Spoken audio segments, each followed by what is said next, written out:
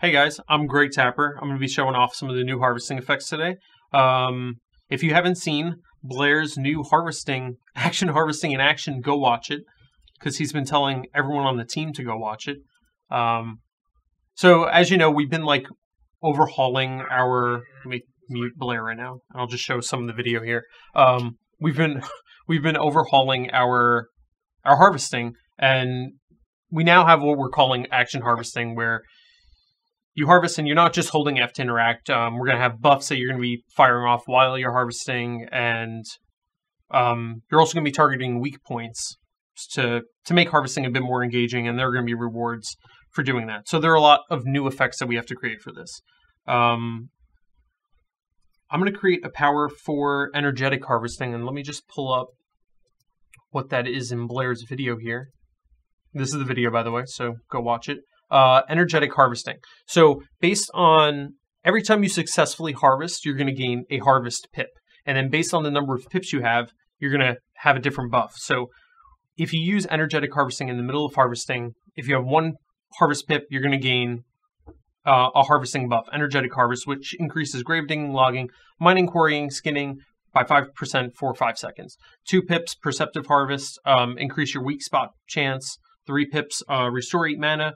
4 pips is basically going to give you a stronger and longer beneficial harvest, which was an existing buff. And then 5 pips will give you ruinous harvest. So let me just jump to when he's actually using this. So you'll see this little widget here, and every time he harvests, it's going to add 1 pip. So we need to create powers for each of these.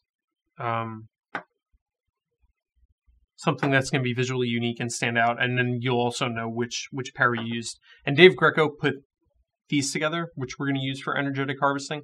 The yellow one's going to be the stamina buff. The blue one's going to be finding weak points, or it's going to increase your chance of having a weak point. The purple's going to be energetic harvesting, so it's just going to boost all of your harvesting stats by 5% for 5 seconds, and then ruinous harvest, which is going to increase your harvesting damage. I was going to show off this one today, but I could probably spend 45 minutes tweaking fire and smoke, and that's not fun for anybody. So I'm gonna stick to one of these, which are I can build the core of the effect in the hour that I'm on here. So I'm gonna jump right into that. Is there anything else I have to mention on this? Let me show you guys, if you haven't seen this, what those weak points look like, since we're increasing the chance. All right, so that's a weak point. So once that weak point comes up, you have to aim your reticle at it.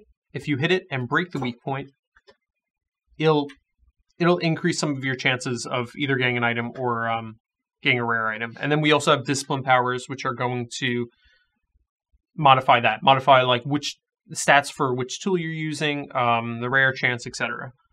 This is going to be an effect stream, so I'm going to jump into making this blue one soon, but I want to give you guys just a basis for what we're doing here.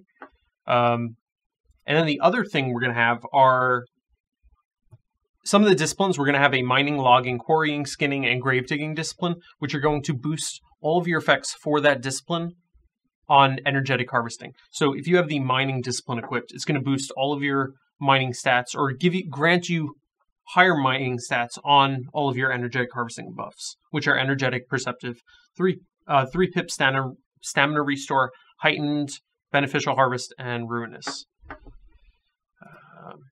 God, that was a mouthful. Okay. All right, so we're going to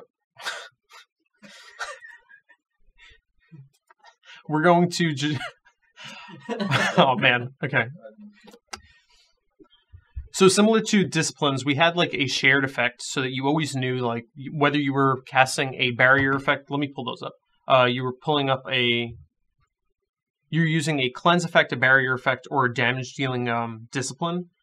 And we're going to do something similar. I'm going to have a base that is just unique for harvesting buffs. So a lot of our cleansing, heals, poison cleanses, disciplines have these bases. And we're going to have one for harvesting, which pulls up some of these runes, which mean harvesting tool and earth, I believe. And that's from the rune language that Dave Greco mocked up. And then also, if you're having an empowered, if you're using a discipline on top of your energetic harvesting, we're going to have another effect on the tool itself. You're going to get like a little burst and flare. So we're building a lot of these additively so that we can just take and remove whatever we need based on the circumstance. If you have that discipline equipped, if it's a harvesting spell, etc. On top of these 4. So I'm going to start making this one now. On top of this one.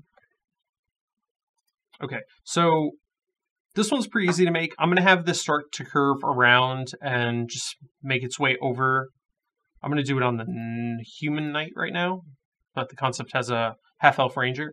Just curve around his shoulder, and then I can mimic that on the other side and raise the height and make that look a little organic and unique every time. I'm going to be using the PopcornFX editor. I'm not sure if I'm going to jump into Unity today. I think I could spend pretty much a full hour here just making this effect. All right. So I'm going to try to do this and talk at the same time. We'll see how that turns out. So yeah, this is the PopcornFX editor. It's free to download.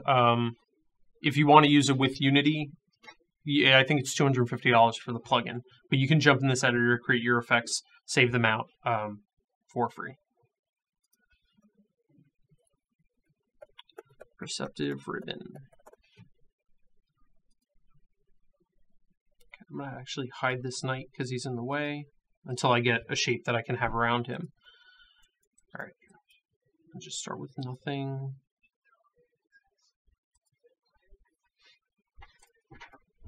Okay, since I'm creating a ribbon here, I'm actually going to do this in a subspawner.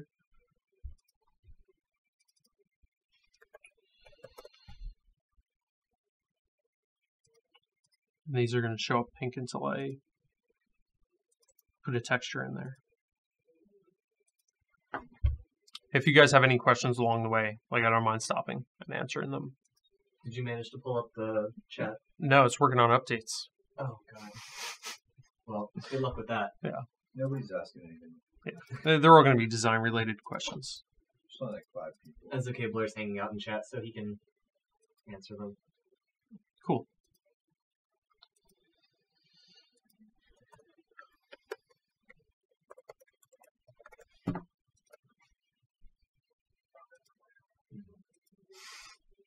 Someone said, can you explain to me everything about this entire program? Yeah. He doesn't even know. Yeah. I mean, Popcorn's awesome. It's not like Shuriken. In the sense that you can script on nodes themselves in here. Like, you can do that in Shuriken. You can script separately. But it's kind of a little convoluted. Everything is just here. Easy to use. Like, I can easily, like, script on a node and then just be like, no, it's not going to work on that one. And just, like, drag it to another object. It's not going to work there because I don't have the attribute it's calling for. But yeah, it's super easy. I have a lot of control over what I'm doing here as opposed to in Unity. But there are some tutorials out there for PopcornFX, and I've had like 6, 7, 8 other streams where I am using Popcorn. And some of them are a bit more tutorial than others. This one's probably going to get a bit more technical, but I'm not going to spend time explaining like what I'm doing for each variable here. I'm generally just going to try to create that effect and that shape, and I'll explain some of the concepts I'm doing, like changing the color over time and how I'm manipulating that through a curve here. What I'm going to do now. Another thing I'm going to do is I'm going to calculate everything in this subspawner here so that no matter what the frame rate is, we're going to get a consistent looking curve. Whereas if the parent's moving around and it's creating that curve, it's based on time. And if your frame rate's lower, it's not going to create ribbons where it needs to be. Whereas if I tell the ribbon specifically where to draw, that's always going to look good. Like if there's a hitch in the frame rate, it's going to be like, oh no, wait, I'm supposed to be at this position every time. So we're going to get a consistent smooth ribbon. And if I stop talking and actually make this, which I'm going to do right now. All right, let's do it.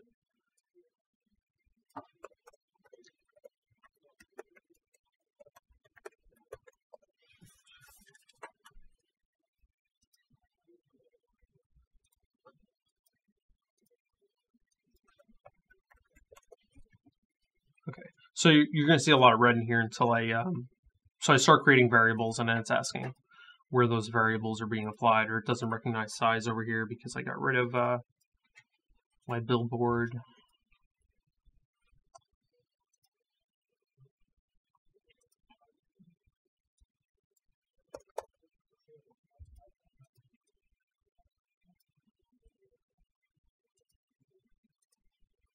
So you're not going to see anything on the screen for a second until I at least set some of these variables up. Just going to be parent. Okay, I got one for you. Sweet. Lately, I've been thinking about how design influences gameplay. It occurred to me that the visual effects in the context of a game with a day-night cycle has gameplay implications, with flashier effects increasing your visual profile. This led to the idea of a low-profile FX set for use on something like the Assassin. Have you given much thought to the concept of FX impacting gameplay? Oh yeah, for sure. You may need to repeat part of that because I don't know how much they can hear me through the mic over there. So basically asking like how effects is going to effects will affect gameplay. Yeah, I mean certain effects need to be readable, and some of them will allow players to know what. Obviously, what's a good one we're using? The Assassin has 3 passives. They have a poison, disease, and earth toxin, and depending on what they have, what they're using, like effects needs to tell the players what they're using, so that I can put up mitigations and barriers and buffs to block that specific poison. On the case of day and night cycles, we don't really have anything effects like dictating gameplay. The Assassin itself was challenging because we're using a lot of dark colors, at least on the disease toxin, like blacks and purples, and I mean the visibility is different based on day or night, but it's not affecting gameplay really.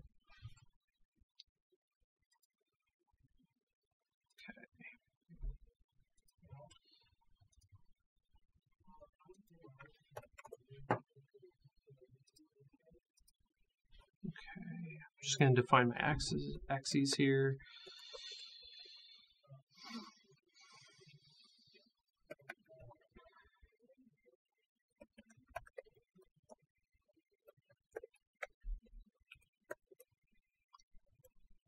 I'm basically telling it which axis to use for my side axis, up axis, and forward axis, so it knows where to draw this curve. And you'll see when I tell it in the next line of code.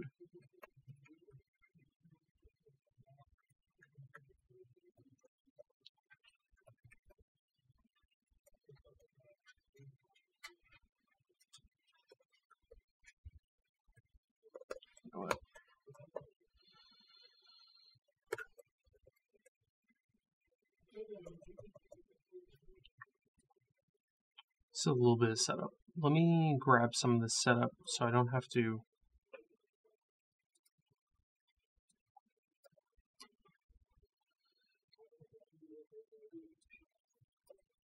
set this all up again.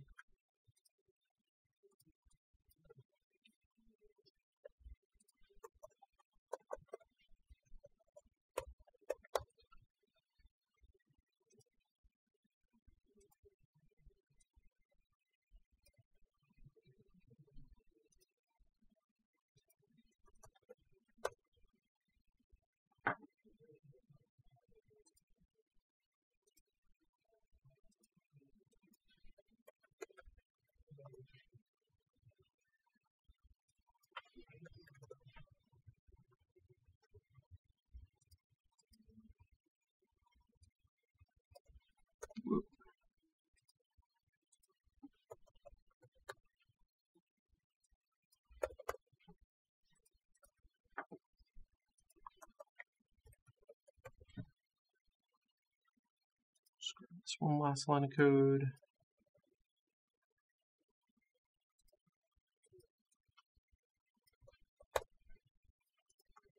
Okay, so I'm using a sine and cosine to tell this to like curve around, and I'm also going to define a height variable so I can tell it like how much it should be rising.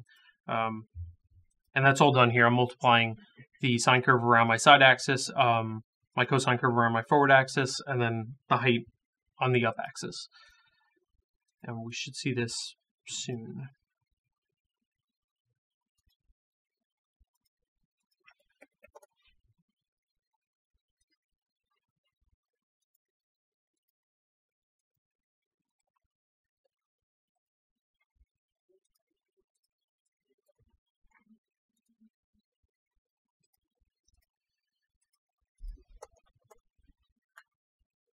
So it's going to need a color and a size.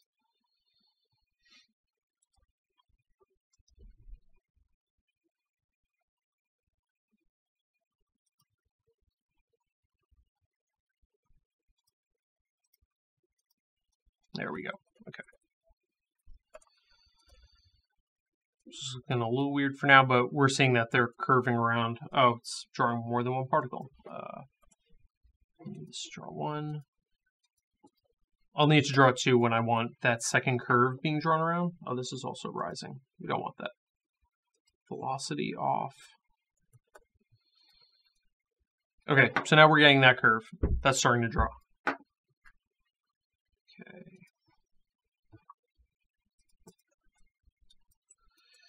So right now it's also scaling my radius, but if I just set that to 1, and by scaling my radius, I mean it's starting off at a radius of 0, and that's growing out to 1. But I'm just going to keep it at 1 for now.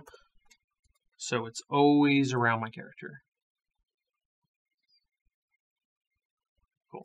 I'm basically telling it to only do 1 rotation right now by multiplying the life ratio. How long the particle is alive, the parent particle, by 2 pi, which is a full circle. If I were to only do pi here, it's going to do half a circle if you've done any geometry or trigonometry. So you'll see this is it's gonna take the same amount of time, but only go half the distance and stop over there. But I want it to go a full circle right now. The concept has it. It's gonna go about a full circle, but I can have that fade before it even gets that point. I'll just keep it there for now, and then we'll adjust that.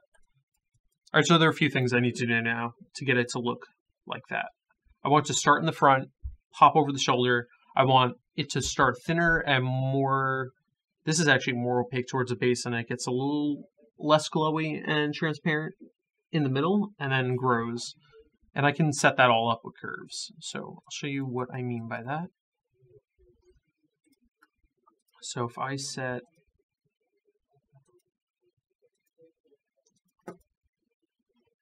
yeah, this is going to be way more technical.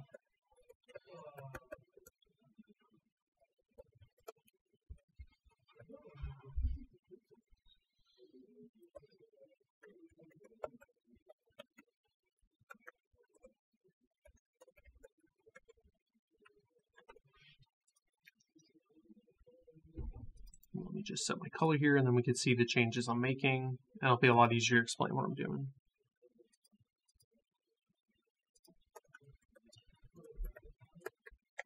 Okay, so the difference between these two scripts, the top script here is everything that a particle is going to inherit when it's born. Once it's born, I'm going to tell it its color, I'm going to tell it the radius, the position it should be at. And then this script down here is going to update every frame. So I need the color to change every frame, so I'm going to do it down here. And the way I'm going to do that, I'm going to lerp the 2 colors I already have selected that I created variables for already. I'm going to tell it, go between color 1 and color 2 over the span of your life. And then use that alpha curve I just set up for opacity.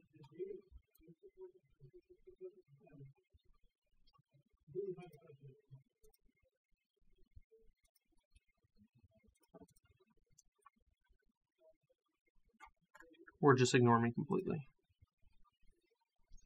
What did I just miss?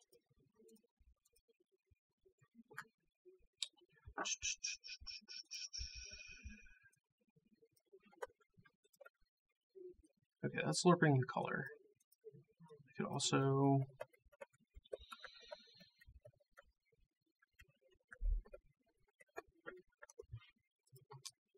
so at the start and end of every particle's life, it's going to fade on and off.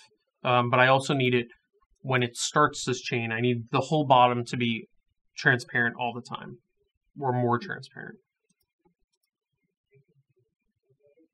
Oh, I know why. So just the order of my code here. I'm defining parent life ratio. It's actually defined up here, parent life ratio. But when I call it here, it's actually a default at 0, and I don't set it to the actual life ratio till down here. So if I bring this back up, this is going to work. Once I put color coefficient back in here. Cool. So it's always a little bit more transparent down here. It's actually harder to see with this second curve on, so I'm going to take that off for now. Yeah, and you'll see it's always going to start transparent here, and it's going to end transparent too. I need to do the same thing with the size. Obviously, this is going to be a little more opaque, but once I have these curves set up, which I do right there, it's going to be easy to adjust. So let me do the size, and then I'll worry more about the shape and where it's starting around the character. So how long does it normally take you to make an effect? I can make an effect in a half hour. I can make an effect in 4 days. So it's like greatly varies. It depends like on the complexity of it. I could pull up an effect that like took almost no time at all versus one that took a super long time. And like Aisel and I can get there 90% usually fairly quickly, and it's just the timing of and perfecting of like the time, the obviously the timing, the color, the size, and we do a lot of tweaking. We probably spend as much tweaking as we do just building the core effect, if not more. There are just so many effects sometimes that I'm like, I don't even know what I'm looking at. Just like a basic hit effect here. Swords hit. That's a different one. Let's do Mace's hit.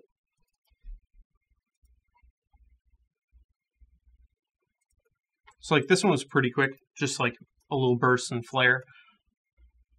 It was just like a few particles and then the growing flare in the center that we have. And then some that took a little bit more time. I mean, we haven't shown off much of the cleric, but I could probably show just an effect. Okay. Yeah, so this one took like a little bit more tweaking because like I had to do. You are nothing. Oh, yeah. I leave these little reminders. I don't know. Some people have big heads in the office, so I'm like, I'm kidding. Not really. Just Max. I love Max. Yeah, I miss the days when Max was in this room. Now it's Jack, and like Jack is so nice to me all the time. Do you want me to be meaner? Yeah. I'm sorry. I can't. Anyway, this message is for myself, just to remember that I'm nothing. I totally forgot that was in there. I added that as a joke one day, and it just at the start of making that effect, and the entire time it was up. Okay, so yeah, this took a little bit more time because I had to like calculate the curve that was going around there, and based on the position, which can always change. So let me just. This is a bad one to show off, at least here. This one just took like a lot of iterations to get looking good from any angle at any distance. And there was a lot of setup in Unity too, because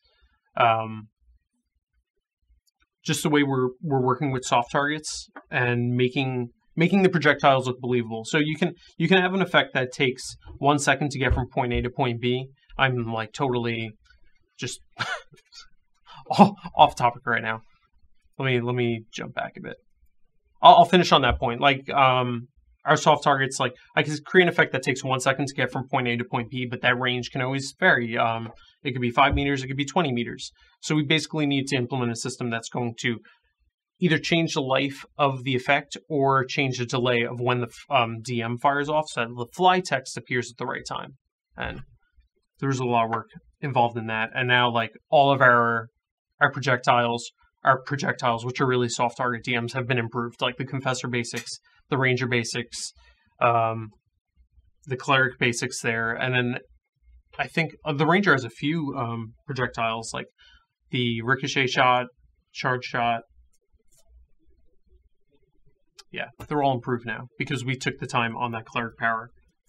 And it wasn't nearly as noticeable on the other ones because they were so fast, but we wanted you to see these hammers as they were flying, so it took a little longer. And if a player moved, it looked weird. So we took the time. I don't want to hype 5.3 up anymore, but like we really did make some changes that are going to be pretty noticeable. I'm having a lot more fun in the playtests because of it. And when's 5.3 coming out? I don't know. When it's ready. When it's ready. When it's ready. And it's awesome.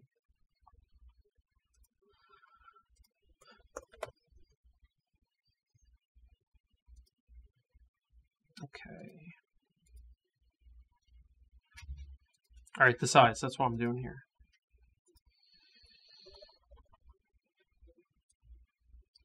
So similar to what I did with the color, I just want to set up a size coefficient here. And also tell it like, hey,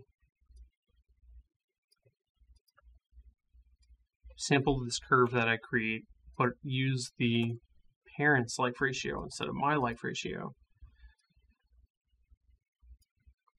I'm going to change these names so I know that they're parent curves.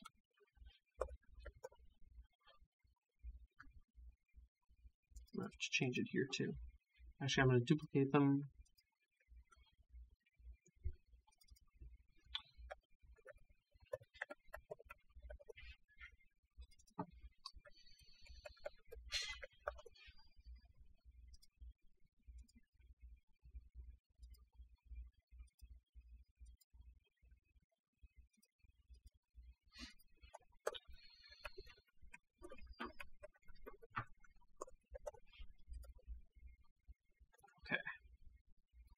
That is huge. So I'm going to bring that back down to about 10% of what it was. So we're getting it like really thin at the start and ending really thin there.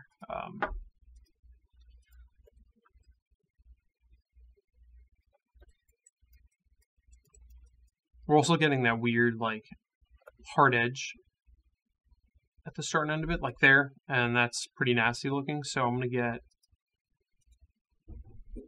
tell this to also shrink. Actually, I don't mind the shrinking there. I don't mind it being big at the end there. It's the opacity that's bugging me a bit. So I'm gonna go alpha curve. Alpha curve under 1 dot sample.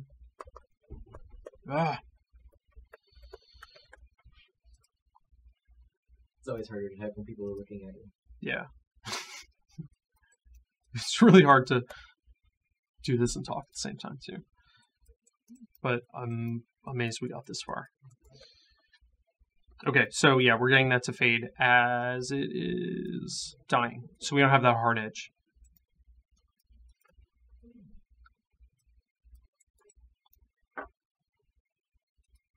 Alright. Now let's just create a curve for where I want this to be in the Y. So I want it to go up and then I want it to come back down. So right now it's always growing up. Position Y curve, that's a good name.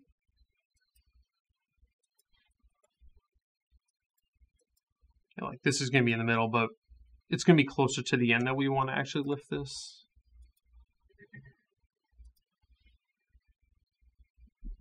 Pause Y curve. Zach did it said, I didn't think FX work required the artists to be competent coders. VFX does. VFX is fun though. Alright, so we're getting in this cool loop. Yeah, VFX is a lot of fun. I think a lot of people end up in visual effects who like want to do a little bit of everything. Because that's what we get to do. We get to do some modeling, we get to do some animation, we get to do some coding, and we get to be artists on top of it, which is awesome.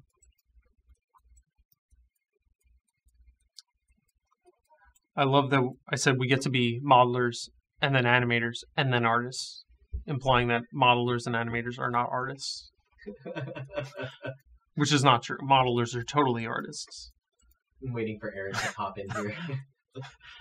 Dog it or heart? Because Yes. I keep telling the animators that they're not artists. It just I'm like, you move art around. You just move pixels around. That's not art. It's fine. Eric makes art, and then you move it around,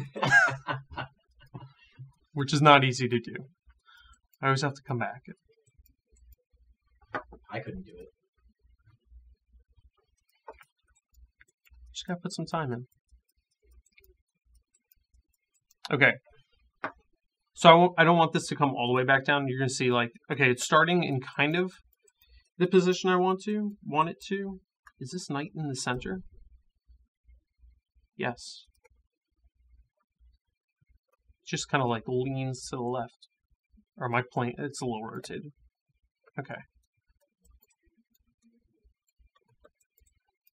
Okay, so I don't want that to come all the way back down. I want it to at least maybe 3/4. So I'm just going to bring this curve up here.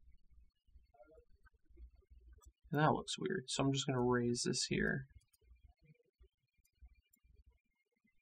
I don't like the way that comes down. That's weird too. We'll get there. Okay, so that's closer. I'm going to have to play with the thickness. And basically what this curve is doing, let me pull up the variable and then explain this. Okay, so it's finding my parent life ratio. The life ratio is always 0 to 1. So no matter how long it lives, it can live a second, 10 seconds. It's going to be on a 0 to 1 scale. So when the particle is born, it's 0. When it dies, it's 1. So what I'm telling it to do here is increase the Y position of the particle based on the life ratio. But I want you to sample the curve. So it's doing, the left side of this curve is when the particle is 0, and then on the right side is when it's 1. So I'm just increasing that value. Like I want it to be at 0.5 at around 0.25 seconds. 0.25 of its life, which is not 0.25 seconds. It actually is because it's a perfect 1 second here. They said that the green dots on your shirt are blending in with the green screen. Are they really? So it's like I have holes. It's like a fishnet. We can see the screen through it. That's amazing. Oh, good shirt to wear today. Okay, so I'm gonna bring back manipulating that radius there, and I don't want it to go from 0 to 1. You're gonna see if I do that, what I had earlier, it's gonna look weird. It's gonna like really hug him. So I'll create another curve. I'm basically using curves when I don't want to just grow something like linearly from 0 to 1 or exponentially. Like I can just as easily put a power in here and be like, oh, grow based on the power of parent life ratio to the power of 2, and then we're gonna get like what's that, an exponential curve. But since I want to do something like this, like you could do it with code. It's kind of unnecessary and a pain in the ass when I could just draw a line here and be like, follow this curve. So that's what I'm going to do here. And it's just way easier for adjustments. Like, if we want to change that later, or if I'm like, you know what, at one point, I just want to drop this like right here. Like, and we're getting that. We're getting that quick shape. And that would take a lot longer to do it, like just straight code.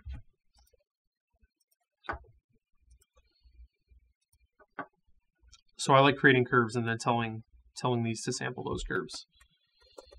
You know, for visual purposes, let me just get the second ribbon in here. That one's gonna have to, again, behave a little differently. I want like a different angle on that one. I want it to be higher, but I can at least set this up. So for the rest of the stream, we can at least see both ribbons. Okay, I'm going to create a variable called direction, and then second of thinking, I'm either going to want to multiply the radius by -1 or 1 based on the number of the particle. So if my emitted count is equal to 0, then make it 1. If it's 1, which is the second particle, make it -1. I don't have a variable for that yet, so I'm going to go up here. Just a float that's going to hold either -1 or 1. And then inside the ribbon here, I tell it multiply the parent variable direction by my radius. So there I am. I got my 2. They're actually rotating opposite ways on the curve here, which I don't want. I want them to rotate. They're rotating the same direction, I should say. One clockwise, one counterclockwise. And a way I can change that, I'd have to swap the cosine and sine, so I'm going to have to set up another conditional on the position, which swaps the sine and cosine.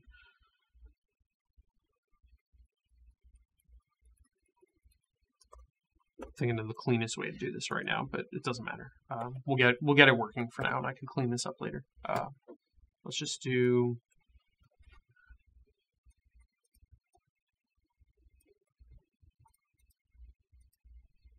Okay, select.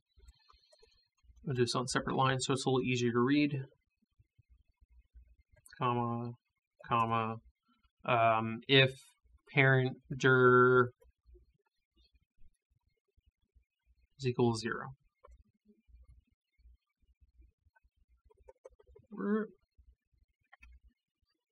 Okay, I want to swap cosine and sine.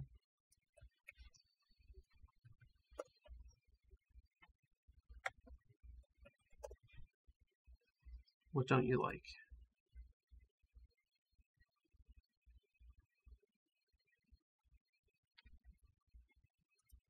Oh, no semicolon. Okay. Alright, so this is drawing the same. Let me also multiply parent dir up here.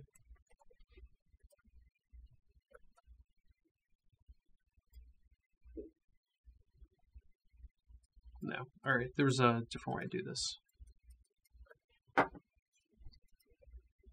Let's just multiply. This is why I copy and paste my code and comment out code that I'm not using so that I can just as easily come back in here on my old code. There we go. Alright, that's a lot easier. I really only wanted to turn it the opposite way in one direction. I don't like that direction, so I'm actually gonna put it here. Nope. I'm gonna put it here, but I'm gonna multiply it by -1, so it comes the other way. There we go. Right, yep, it's gonna start in the front and then curve around the back. So is it Oh, except the knight was facing that way, so what I want is actually around on the other side. Is it complicated to alter the effects to vary based on faction or enemy status code-wise? We can do things easily to expose variables. Like right now I have color 1 and color 2 set. And the cool thing about having these variables is that I can just go in here and be like, you know what? Let me just cap this at 1. Let me answer that question. Oh, what'd I just do? Did I delete the variable? What? Hold on, it's coming back. Okay, so these attributes I have here are all exposed in Unity. So we don't have a way to do that right now, but it's very easy for me to expose these variables so that engineering can do that, and we can change the colors of effects. And we're doing that on our projections. I don't know if you've noticed that when we place a field down, we have projection rings, which are either red, blue, or green. Right now, I think they're only red or blue because they're not distinguishing group or ally yet. But yes, absolutely. Like there are attributes I can expose in here, and then the engineers will put in like, hey, depending on the faction, if you're on Overwatch does that, right? Like they change the color of powers, like from red to blue, so you always know if that ability was an enemy or ally or foe. But yes, answer is yes. Answer is yes. We don't have that set up right now, but we can do it. But yes, we can. My brain is so scattered right now. What programming language does Popcorn use? It's like a snippet version of C#, kind of. C#. It's actually pretty close to JavaScript too. But yeah, they use their own, and like if you were to learn this, let me just pull this up. They have their own scripting reference page, which is honestly how I learned a lot of this, just by like reading through here, and then like they have a handful of examples in here. That make it pretty easy to just see what's going on and kind of dissect how they're building things. And then just over the span of 2 years, just like improving on how I'm writing my code and keeping it as clean as possible. But yeah, that wasn't even the question. What am I? I need caffeine right now.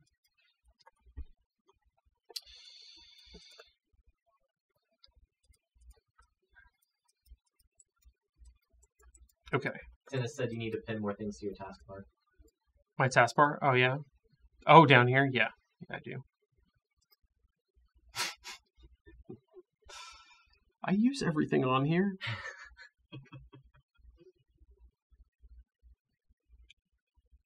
You know, whatever. Steam's up there. Discord's up there.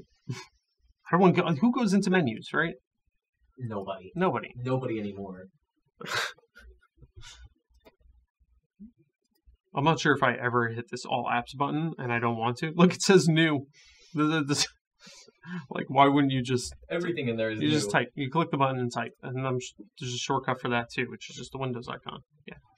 I never need to touch anything. I'm not going into your stupid menu windows. So you're making this one on the night. How easy is it to... Do you need to do any additions to switch it over to a different race? Nope. Yeah, so it's actually done on the human. Our scaling's based on... Yeah, it's all good. It's scaled based on our race, and I create variables in here. I didn't do it on here. I usually do a pass before we upload it into Unity, but I add a variable called global scale. I'm going to put that on my position, on my size here. Let me just make sure... Let me get rid of the night so we can see this in action. Make it double the size. Make it bigger. Yeah, so I create variables in here that will manipulate everything, like where the particle is and the size, and then we have when an effect is created, it sees what race it's being created for, and then we have a sheet like, hey, like the Fae is half the size of the champion, like scale that at 0.5. So yeah, we have that all implemented, and we just did a huge pass on effect scaling for 5.3 because we're going to have race class split combinations, and a lot of different races are going to be using the same powers. So yeah, absolutely. It wasn't something we weren't really concerned with even a few months ago, because races were locked down to classes back in the archetype days, and things were a lot easier. But I think we moved in the right direction. Like the race class split is awesome, and I love logging in and being a Nithari confessor and then switching to an Elkin confessor. An Elkin throwing fireballs is so badass, or even the Elkin cleric. I love the Elkin cleric. It like doesn't even seem new anymore. We've been working on it for Don't rub it in. It's so good though. Don't rub in that I get thrown around as an Elkin throwing fireballs. Oh, it's so badass. I hope we play test today. Okay.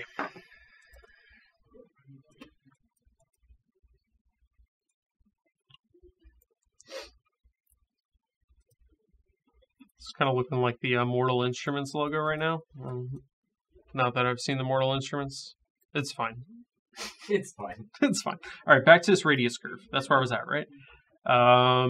Yeah, so right now it's just mapping from 0 to 1. I don't want that. I want it to probably, let's see, look at the concept. It's probably going to start around like 0.5, and then we'll have it go out to like 7.5, and then I want to come back into 0.5. So that's going to be a lot easier with the curve. So let's do that. Let me multiply this radius curve _1.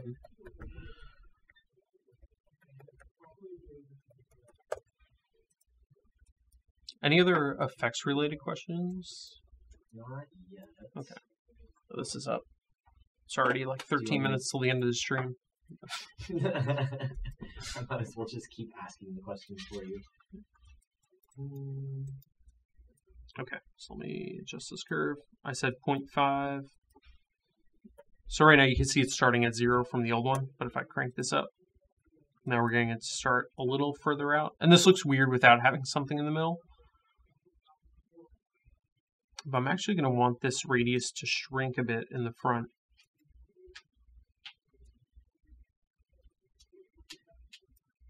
Actually going to rotate the knight around here. I can rotate this knight around and like he's going to be rotated in Unity just as easily. Does the scaling take into account the fact that that a particular race can change size? Yes. Yep. So those modifiers will also modify the that global scale attribute. So the champion specifically, when I think just Ultimate Warrior 2 will go up, I think it's 30%. So that'll get modified. You'll get a 30% increase. Nice.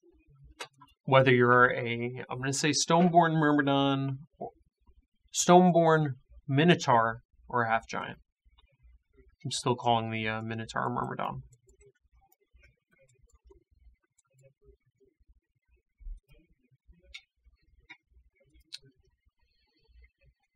Cool. Let's crank this up a bit. I want this to come out a little wider. I can jump up there.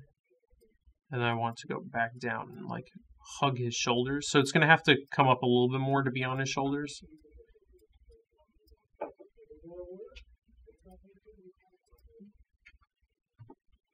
Didn't the Power Rangers at one point have like big things on their shoulders? Who was that? One of the like 80 different types of Power Rangers. Yeah, one of the Power Rangers or Lady Gaga.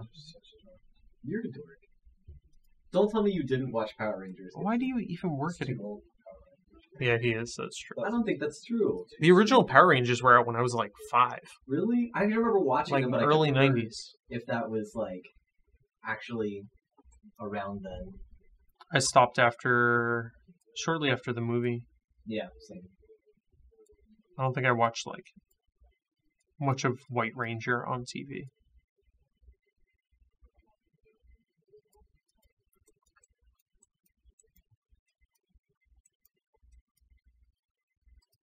So yeah, this is a lot more broken up and the scale varies a bit more. So we can also do that. So I can see like it starts off way thinner and I can put in a sprite that's going to just look a little bit more broken up. Like right now I'm using a very clean sprite. Let me just throw something in there for now.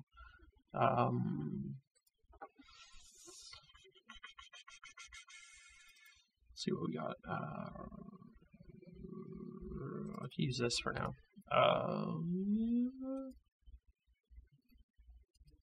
Doesn't need a texture ID. I need to stretch this particle over life ratio. Alright, so not exactly what we want, but you'll see it has a bit more texture and it's probably a little easier to work with here. That was just like a generic string I was using.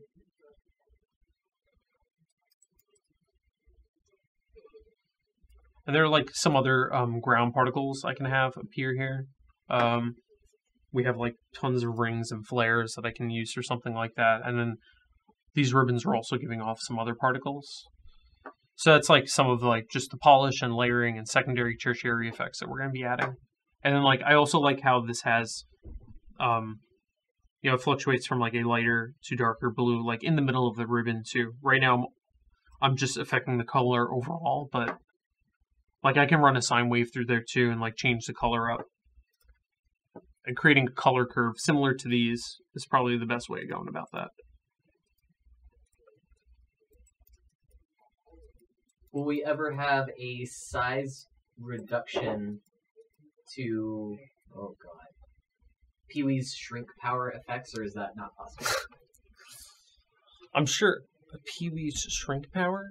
Like, Pixies we want. oh yeah. I know we haven't really shrunk players. Player keeps growing them. I mean, it's possible, for sure.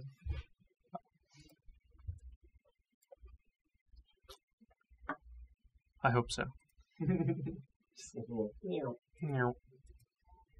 Little Final Fantasy Toad. So what am I doing? All right, so overall this is just taking way too long. So let me shrink this down, or speed it up, I should say. So I don't like how long that's living. So this is gonna be a very quick effect. This is done like right in the middle of harvesting. Let me pull up his video. Like, let me watch him use one of these powers.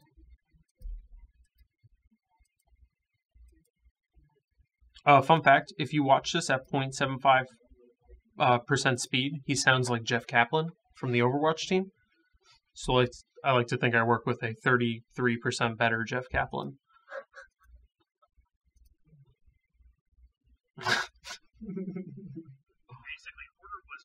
He's wearing that same t-shirt today. The cat vampire with the candy corn. I think is it a cat or a bat? It's a cat bat. It's a cat bat? Yeah, it's a cat bat. Why isn't it just a bat? That's totally a cat, right? I don't know. I think it's a cat bat. I mean, it could just be a bat. A cute looking bat. It's a cat thing. It's a cat bat thing. I mean, it is Blair, so it's likely it's a cat. Let's just get distracted by his face every time I'm here for a power. Okay.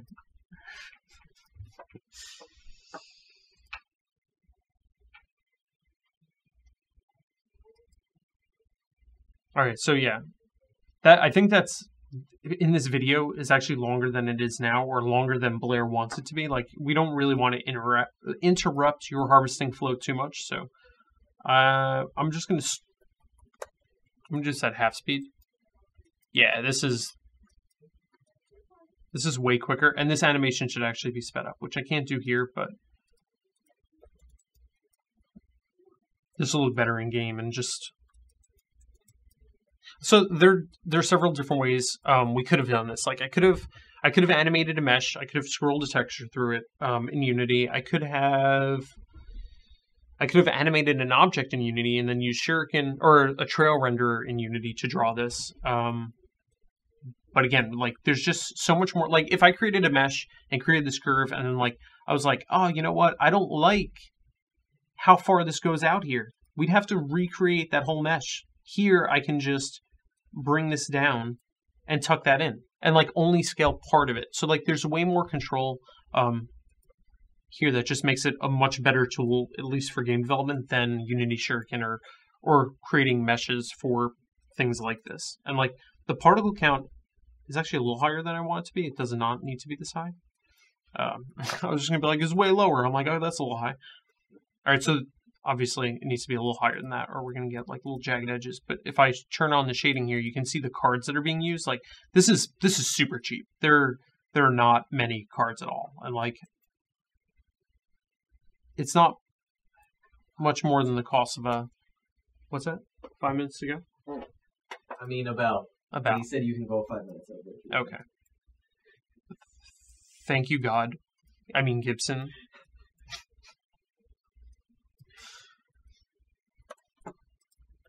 Okay, so I obviously want to keep that number as low as possible. I don't want to use extra cards in here. But you'll see also the way I built this, that right now it's testing at there's no frame limit. But if I put this on 15 frames per second, it's always going to look the same, like, no matter what the speed. And the reason for that is because if this lags behind, each particle that's created has a set position, which you're not going to get with a trail renderer. The trail renderer is always going to depend on where that parent is that's moving around. And if there's a frame hitch, like, you're going to get some of those jagged edges, which I was, like, kind of simulating here.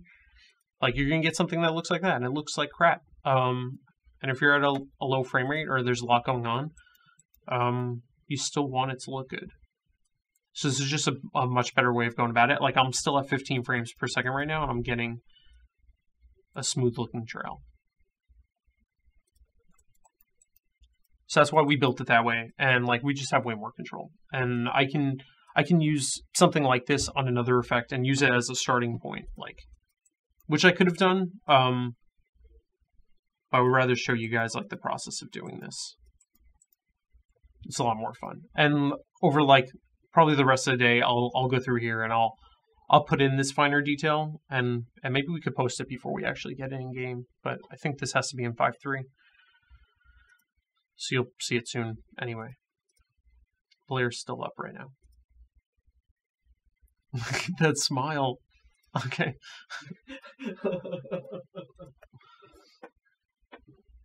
Blair's a generally happy person. It's true. He makes it a lot easier to work with. I think you have to be if you're a designer.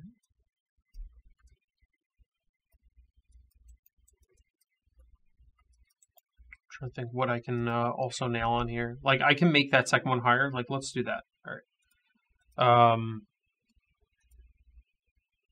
Just so I can show you that I can manipulate. Let's do if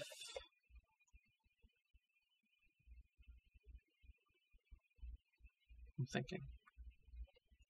Let's do something a bit more dramatic just so we can see it. So here's the question. If parent is greater than 0, multiply it by 1 or 1.5. When you change graphics settings to go lower, it reduces the flare on availability or available FX. How do you calculate what gets removed or toned down as you reduce the graphics quality for those? For effects, so a lot of our LOD stuff is set up like you see an LOD variable in here, and what this is doing is it's affecting the number of particles seen. So like if you were right now, the settings is not affecting that. I have exposed that so that when we put the time towards effects LODs, that will adjust like the number of particles you're seeing, and that may limit the number of cards that you're seeing in here, and will reduce the quality. But yeah, we haven't had engineering time on it yet. I wish we had more engineers, like 35 more of them. Someone asked if you were Ryan Gosling. Am I Ryan Gosling? Oh my god, I'm so flattered. I was gonna say No. I still haven't seen Blade Runner. I didn't see Drive either. I'm so behind on the Ryan Gosling. I do watch him eating. Have you seen him shying cereal? Oh my god. Did you see that he put out a Vine where he just looks at the camera and takes a bite of cereal? Oh, really? It's amazing. Oh. No, the stream's ending anyway, right? Yes. Ryan Gosling, cereal, eating cereal. I don't know if I'll find I just misspelled. Oh man, it's a minute long? Why is it a minute long? Ryan Gosling eats his cereal. It's like, no.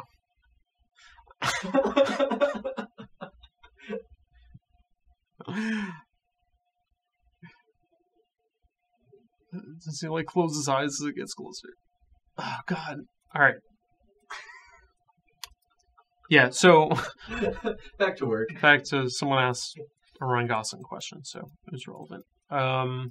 Yeah, so I was able to just as easily like manipulate one of these without creating a whole separate layer. Like I have one layer in here for the harvesting runes. I'm actually going to make this more blue to match this. I may actually have it go from like a... Yeah, it's actually a little greener than... Oh, because I have green in here.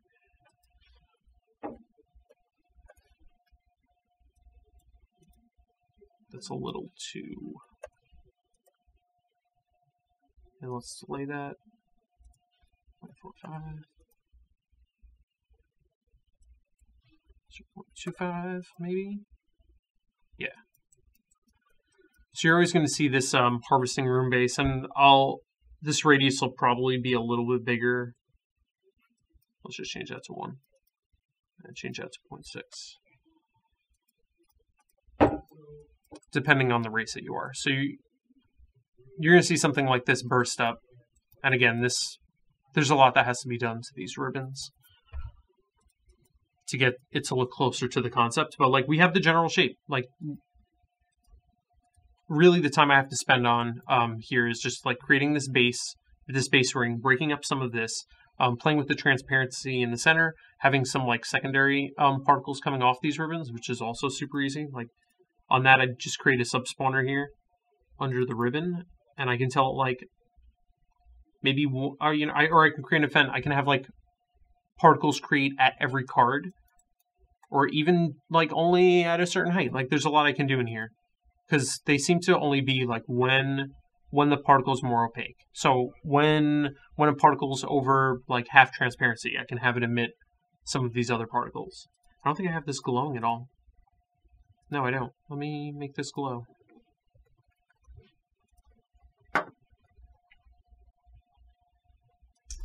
And what the glow really is, it's just amplifying my color values, and anything greater than a value of 1, you're going to see bleed out and glow if you have bloom on in the game. If you don't have bloom on, it's going to look like this. Which is lame, but I'm still on 15 frames per second. I'm going to crank that back up. So yeah, that glow may be a little bit too much. But yeah, pretty easy. Like, this is actually a pretty quick effect. There's not that much to it. I think Ruinous, like to get to the shapes and the embers and everything, and like getting the fire to behave the way I want it to, like just getting it to like wisp the right way will take a bit more time and a little bit more tweaking than some of these other ones. And then this is also a concept for our Jubers getting sucked into, which we're not going to touch yet. It probably won't be there for when, I don't know. I'm not going to say anything because I don't know. And I want Val to cut my head off, which she will justifiably do so. I'm going to keep my mouth shut.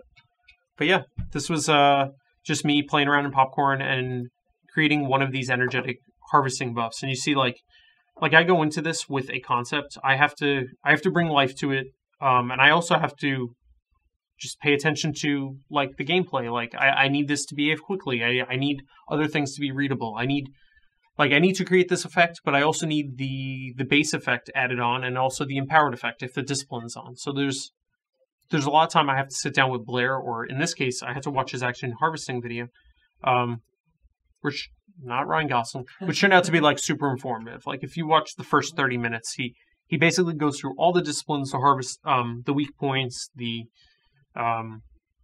energetic harvesting. Energetic harvesting is the big one. And then we also have tools on the tray here, like harvesting just went through a massive overhaul, and I think crafting is next, which I'm really looking forward to because I love harvesting and crafting.